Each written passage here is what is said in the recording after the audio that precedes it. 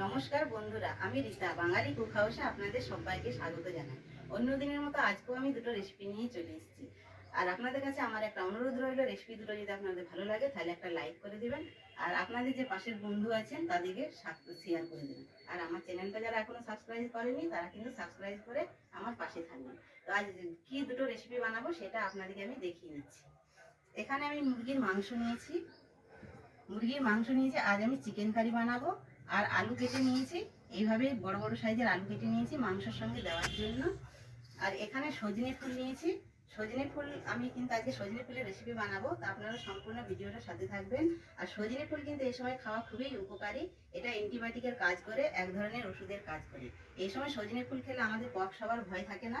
ওই জন্য বছরে তো একবারই পাওয়া যায়, ওই জন্য সজনে ফুলটা খাওয়া খুবই উপকার। তো সজনে ফুল অনেকে অনেক রকম ভাবে খান, আমি আজকে একটু অন্যরকম ভাবে বানাবো। তো এখানে আমি মাংসের জন্য পেঁয়াজ কুচিয়ে নিয়েছি, এখানে আমি টমেটো কুচিয়ে নিয়েছি। আর এখানে আমি মশলা আদা পেঁয়াজ রসুন, আদা রসুন আর শুকনো লঙ্কা আর একটু মগজদানা নিয়ে নিয়েছি। এগুলো আমি সব একসঙ্গে পেস্ট করে নেব। এই মিক্সার জারে করে আমি এগুলো সব পেস্ট করে নেব।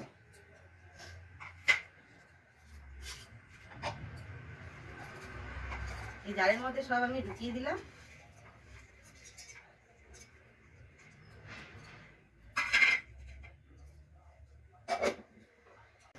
আমি জল বসিয়ে দিয়েছি, জলটা আমার ফুটে গেছে। আর এখানে যে সজনে ফুলটা আমি নিয়েছি, সজনে ফুলটা ফুটন্ত জলে দিয়ে দেবো। কেননা সজনে ফুলে যদি জলটা গেলে না ফেলি তাহলে কিন্তু সজনে ফুলটা তেতো লাগবে খেতে।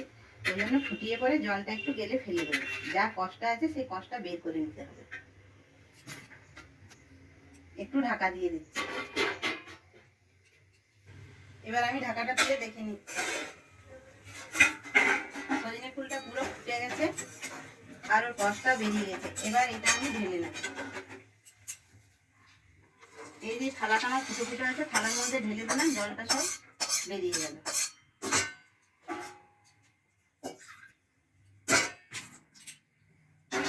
এই সজনে ফুলের জলটা তাকে ঝরুক আর আমার সজনে ফুলটা ঠান্ডা হোক। এক সাইডে আমি এটা রেখে দিচ্ছি। কড়াই বসিয়ে দিয়েছি, কড়াইটা গরম হয়ে গেছে। কড়াইয়ের মধ্যে আমি সরষের তেল দিয়ে দিচ্ছি। কড়াই আমি সরষের তেল দিয়ে দিলাম, তেলটা গরম হয়ে গেছে। এবার আমি আলুটা ভেজে নেব। একটু লাল লাল করে আলুটা ভেজে নিতে হবে প্রথমে।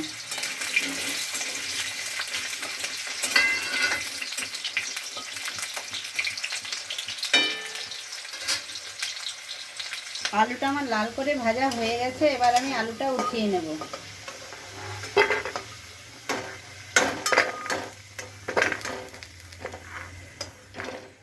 কড়াইয়ে যে তেল আছে ওই তেলে আমি এবার দুটো তেজপাতা, তেলের মধ্যে একটু চিনি দিয়ে দিলাম। আর এখানে কুচনো পেঁয়াজটা আমি তেলের মধ্যে দিয়ে দিচ্ছি। পেঁয়াজটা একটু লাল লাল করে ভেজে নেব।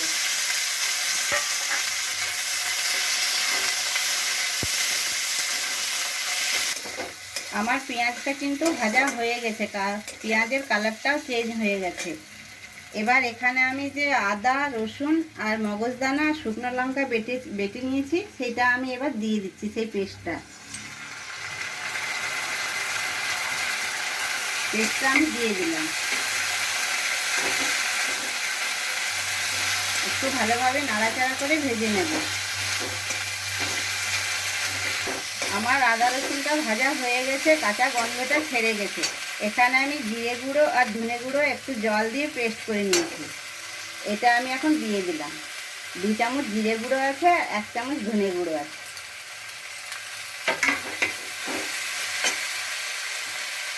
এবার আমি মশলার মধ্যে লবণ আর হলুদ দিয়ে নেব। স্বাদ মতো আমি লবণ দিয়ে নিলাম। আর এখানে কালারের জন্য একটু হলুদটা দিয়ে নিচ্ছি।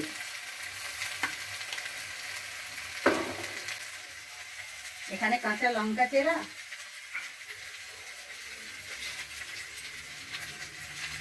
একটু কাশ্মীরি লঙ্কা গুঁড়ো, আর এখানে টমেটোটা কুচিয়ে রেখেছিলাম সেই টমেটোটা দিয়ে দিলাম। ভালোভাবে একসঙ্গে মিক্স করে ভেজে নেব। মশলার মধ্যে একটু জল দিয়ে দিচ্ছি।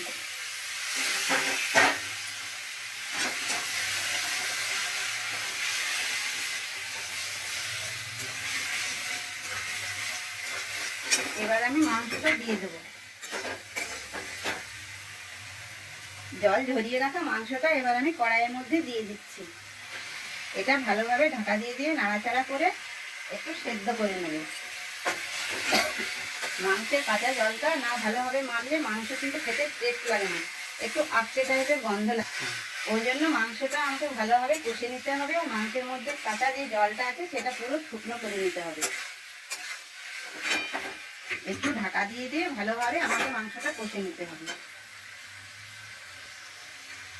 মাংসতে দেওয়ার জন্য আমি গোটা গরম মশলাটা শিলে একটু বেটে নিচ্ছি।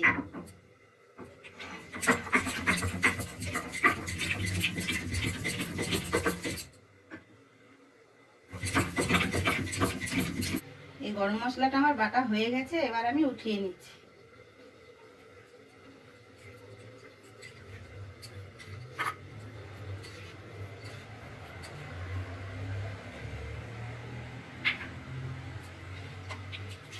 ঢাকাটা খুলে দেখে নিচ্ছি।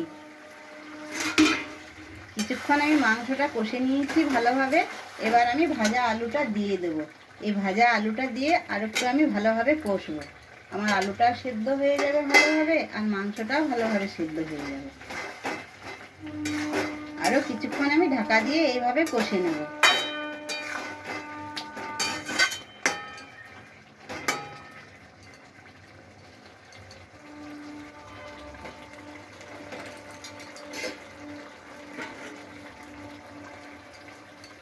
ঢাকা দিয়ে দিলাম। মাংস আর আলু আমার অনেকটা সেদ্ধ হয়ে গেছে। আমার ভালোভাবে মাংসটা কষা হয়ে গেছে। দেখুন মাংসের কালারটা চেঞ্জ হয়ে গেছে। এবার আমি এটার মধ্যে কিন্তু গরম জল দেবো।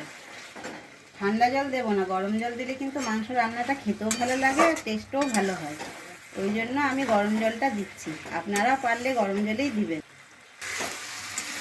মাংসের মধ্যে পুরো জলটা আমি মেরে নিয়েছি আর মাংসের মধ্যে পুরো তেল ছেড়ে গেছে।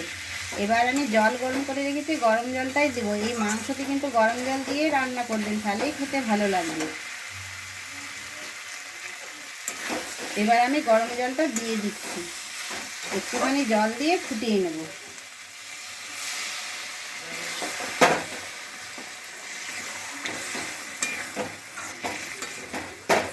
খুব বেশি আমি জল দেব না।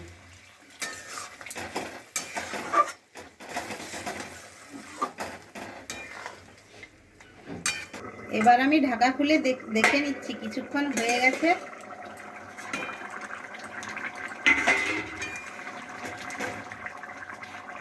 আমার মাংস আর আলু খুব সুন্দর সেদ্ধ হয়ে গেছে। এখানে যে গরম মশলাটা বেটে রেখেছিলাম, এবার আমি গরম মশলাটা দিয়ে দিচ্ছি।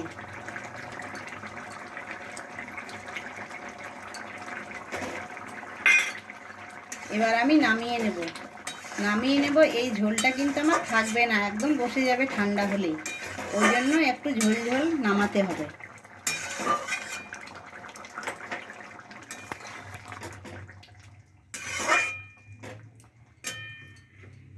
এবার আমি ঢেলে নিচ্ছি।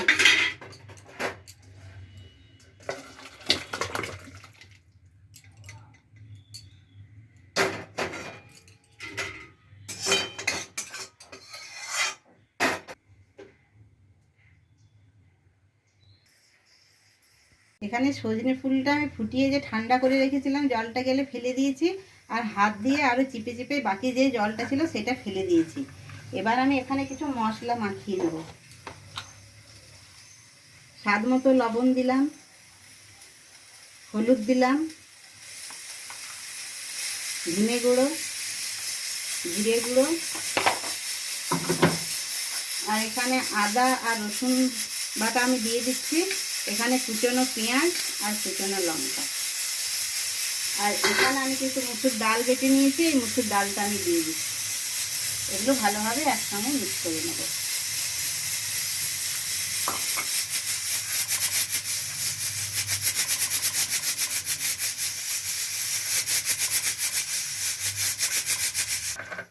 আমার আমার এটা মাখা ভালোভাবে হয়ে গেছে। আমি কড়াই বসিয়ে দিয়েছি, তেলটা আমার গরম হয়ে গেছে। এবার আমি একটু করে দিয়ে দিয়ে এগুলো ভেজে নেব। এগুলো সজনে ফুল আর মুসুর ডাল দিয়ে আমি কিন্তু বড়া বানাচ্ছি।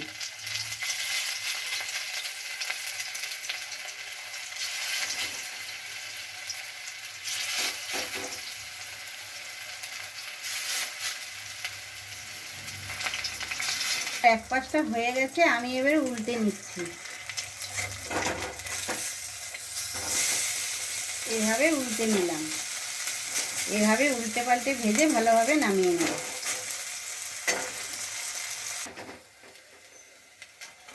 আমার এগুলো হয়ে গেছে, এবার আমি উঠিয়ে নেব।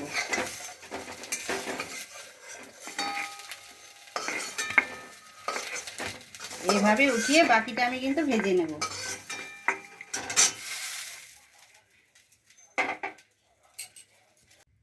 দেখুন বন্ধুরা, আমার দুটো রান্নাই হয়ে গেছে।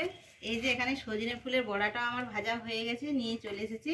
আর এখানে চিকেন কারিটাও আমার হয়ে গেছে ভালোভাবে। কি সুন্দর দেখুন, ঝোলটা অনেকটা মরে গেছে। আমি বললাম না যে ঝোলটা অনেকটা বসে যাবে ঠান্ডা হয়ে গেলে। এবার আমি খেতে দেব। এই যে এখানে আমি ভাত বেড়ে দিয়েছি ওকে, আর এখানে সজনে ফুলের বড়া। দেখো বড়াগুলো খাও কেমন হয়েছে।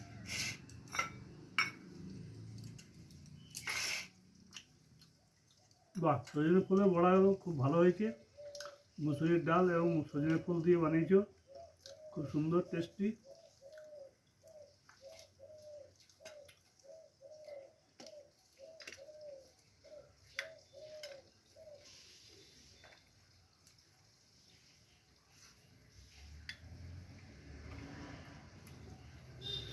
দেখো চিকেন কারিটা খাও কীরকম হয়েছে দেখো।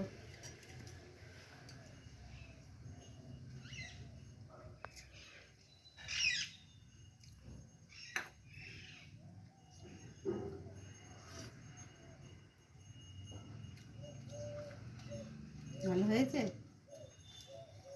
দাও খেয়ে দেখি। বাহ, চিকেনটাও খুব সুন্দর হয়েছে। বন্ধুরা, এইভাবে আপনারা বানিয়ে খাবেন। যদি আপনাদের খুব ভালো লাগে, আপনারা সাবস্ক্রাইব করতে ভুলবেন না।